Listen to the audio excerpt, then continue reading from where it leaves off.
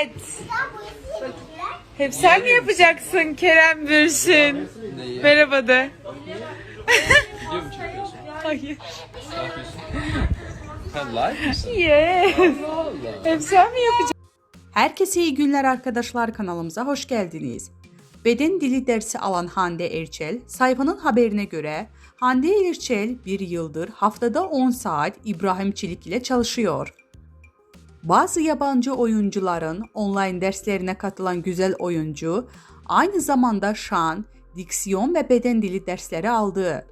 Günlerdir izleyicilerinin dilinden düşmeyen Erçel, yapılan yorumlarla ilgili sessiz kalmayı tercih ederken, dün akşam dikkat çeken bir paylaşım yaptı.